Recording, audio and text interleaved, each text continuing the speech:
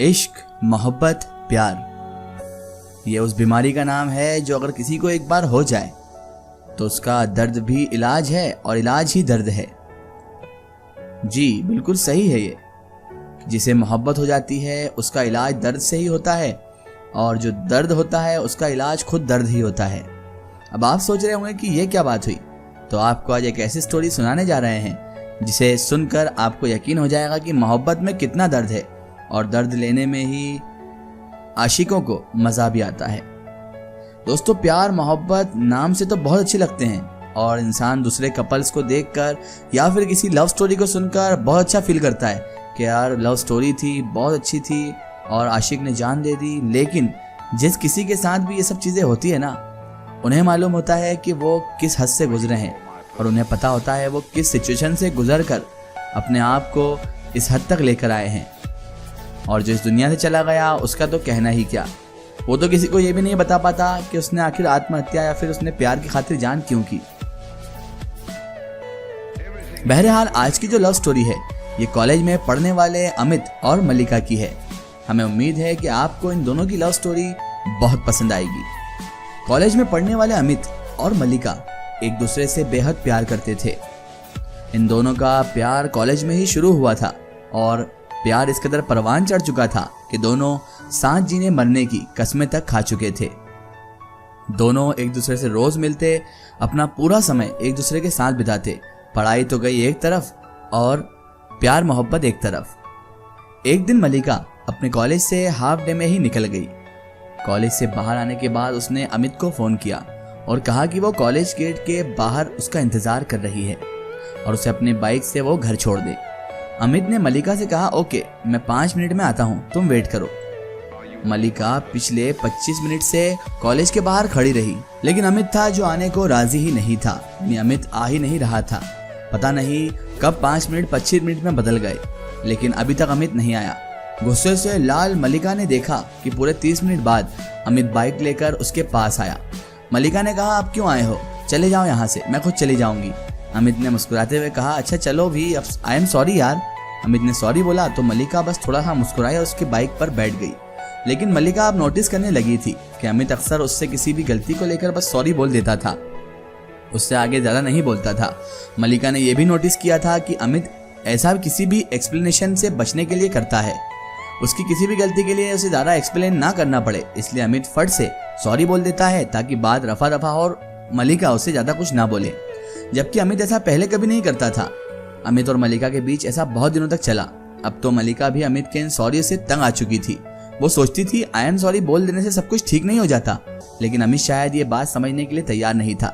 मल्लिका ने काफी कोशिश की अमित को समझाने की, पर वो नहीं माना। आखिरकार मल्लिका ने फैसला कर लिया कि वह इस रिलेशनशिप को खत्म कर देगी, क्योंकि मल्लिका का मानना था कि एक लव रिलेशनशिप में सिर्फ एक सॉरी से काम नहीं चलता। मल्लिका ने अमित का फोन उठाना बंद कर दिया। इस बात को 2 महीने बीत गए। उसके बाद अमित ने मल्लिका से मिलने का प्लान बनाया। बहुत परेशान हो चुका था अमित और उसने मल्लिका को मिलने के लिए बुलाया। मल्लिका को उसकी फ्रेंड के जरिए खबर पहुंचाई, क्योंकि मल्लिका फोन तो उठा नहीं रही थी, इसलिए उसने अपनी बेस्ट फ्रेंड के जरिए मल्लिका तक बात पहुंचाई।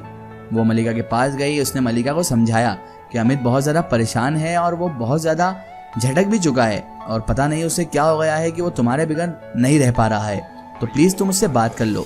मल्लिका नहीं मानी और उसने कहा कि नहीं, मैं उससे बात करूंगी ही नहीं, क्योंकि मुझे उससे अब मोहब्बत नहीं रही और मैं उससे बात नहीं करना चाहती।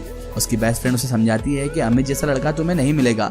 हो सकता है किसी मिसअंडरस्टैंडिंग के चलते तुम लोगों के बीच में ये दरार आ गई है। इस दरार को पूरी तरह से खत्म ना होने दो और उससे पहले दोनों मिल जाओ, वरना तुम बाद में बहुत पछताओगी मल्लिका, क्योंकि अमित जितना तुम्हें चाहता है शायद कोई और ही उतना प्यार कर सके। लेकिन मल्लिका तो जो थी अपनी अड़ पर अड़ी हुई थी। उसे ये सब बातें फिजूल लगी। उसने कहा कि तू मुझे ज़्यादा मत समझा, मैं अमित को अच्छी तरह से जानती हूँ, मुझसे अच्छा तू नहीं जानती, और तुझे इतनी पड़ी है तो जा तू उससे प्यार कर ले, मुझे मत समझा।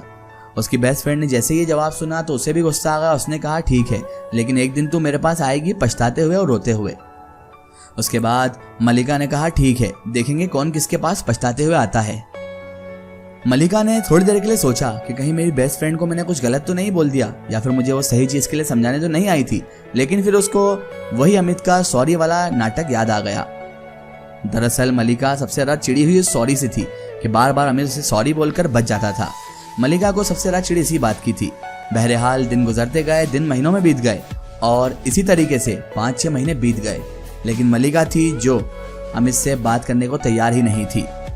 पता नहीं कैसे पर मलिका एक दिन जब पार्क से गुजर रही थी तो इत्तेफाकन उसकी नजर अमित पर पड़ गई, लेकिन अमित उस वक्त एक लड़की के साथ खड़ा था।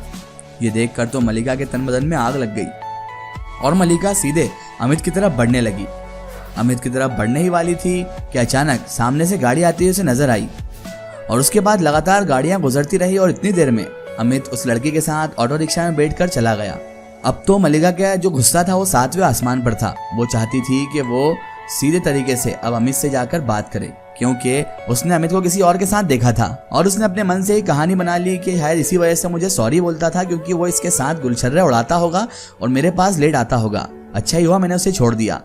लेकिन जैसे ही उसने इस बात की तफ्तीश लगाई तो वो उसकी बेस्ट फ्रेंड मोनिका ही निकली। अब तो उसका गुस्सा और 7वें आसमान पर था, क्योंकि उसे अब मालूम पड़ चुका था उसकी बेस्ट फ्रेंड जो उसे समझाने आई थी वो ही अमित की गर्लफ्रेंड बन चुकी है। ऐसा अफवाह उड़ी थी या हकीकत थी ये तो कोई नहीं जानता, लेकिन अब मलिका का गुस्सा 7वें आसमान पर पहुंच चुका था। मलिका सिर्फ और सिर्फ अब दोनों को सबक सिखाना चाहती थी और उसने इसीलिए अमित को मारने के लिए गुंडों को हायर कर लिया।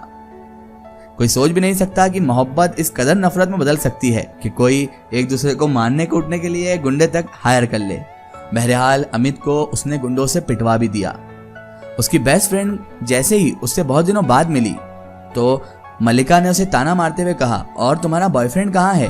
हाथ पैर तो ठीक है ना उसके, या टूट फूट गए हैं? मलिका के मुंह से ये बात सुनकर मोनिका बड़ी हैरान हुई और वो सोचने लगी कि यार इसको कैसे पता कि उसके हाथ पैर सही है या नहीं। वो जाती है और उसके करीब जाकर उससे पूछती है, मलिका तुमने ऐसा क्यों कहा? तो वो कहने लगती है कि तुम्हारे आशिक को मैंने तुम्हारे साथ गुलछर्रे उड़ाते हुए देख लिया था, इसीलिए मैंने उसे हाथ पैरों से अपंग कर दिया है कुछ दिनों के लिए, और अगर अगली बार फिर से मुझे वो तुम्हारे साथ दिखा तो मैं उसे जिंदा नहीं छोड़ूंगी। मोनिका ने जैसे ही मलिका के मुंह से ये बात सुनी तो मलिका को एक जोरदार तमाचा जड़ दिया और उसने कहा कि अपनी जबान संभाल के बात करो, वो मुझे अपनी बहन जैसा मानता है। जैसे ही मलिका ये बात सुनती है तो वो हैरान रह जाती है और वो कहती है, बहन? लेकिन उस दिन जो मैंने देखा वो? तब मोनिका ने बताया कि उस दिन वो मुझे अपने घर ले गया था कुछ बात करने के लिए, और उसने जो मुझे बात बताई उसे सुनकर तेरे पैरों तले जमीन खिसक जाएगी। तुझे पता भी है अमित तेरे साथ ऐसा क्यों करता था? उसकी कोई गर्लफ्रेंड नहीं है, ना ही वो मुझसे कोई ऐसी फीलिंग रखता है। उसे कैंसर है और उसका ट्रीटमेंट चल रहा है। बेचारा 6 महीने से अपनी बीमारी को एक तरफ रखकर तुझसे बात करने की कोशिश कर रहा था। उस दिन जाकर मुझे वो बात मालूम पड़ी और मुझे गेंद आती है तेरे ऐसे लोगों से जो मोहब्बत तो कर लेते हैं लेकिन अपने चाहने वालों को ही नहीं समझ पाते। क्या तूने कभी उससे पूछा है उसे क्या परेशानी है और वो क्यों लेट आता है, या फिर किस लिए वो तुझसे बार बार सॉरी बोलकर बात को टाल देता है? उसे तेरी फिक्र थी। जैसे ही मलिका ये बात सुनती है तो उसके पैरों तले जमीन खिसक जाती है और वो अपने आप में शर्मिंदा हो जाती है। उसकी आंखों से आंसू बहने लगते हैं और वो बोलती है कि ले चलो मुझे मेरे अमित के पास। तो मोनिका उसे कहती है, अब क्या?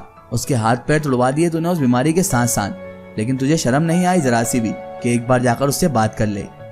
मलिका कहने लगती है कि मुझे माफ कर दे मोनिका, मैं उससे जाकर उसके कदमों में गिरकर माफी मांगूंगी।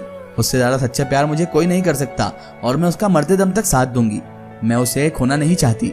जैसे ही मोनिका ये बात सुनती है तो कहती है, ठीक है चल हमारे साथ चल, और उसे ले आकर उसके घर पर छोड़ देती है।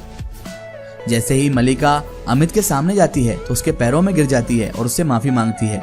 तो वो कहता है, पागल ये क्या कर रही है? तू मेरी मोहब्बत है और तुझे मैं अपने कदमों में नहीं अपने सीने में रखना चाहता हूँ हमेशा। लेकिन मलिका जोर जोर से रोने लग जाती है और कहती है, तुमने मुझे क्यों नहीं बताया? तुम इतनी बड़ी परेशानी से जूझ रहे हो। तो अमित कहता है कि मैं नहीं चाहता था मेरी जान तुम परेशान हो, इसलिए मैंने ये दुख दर्द अकेले ही झेल लिया। अब तुम आ गई हो ना, अब सब ठीक हो जाएगा। उसके बाद अमित कुछ साल जिंदा रहा और दोनों ने शादी भी की।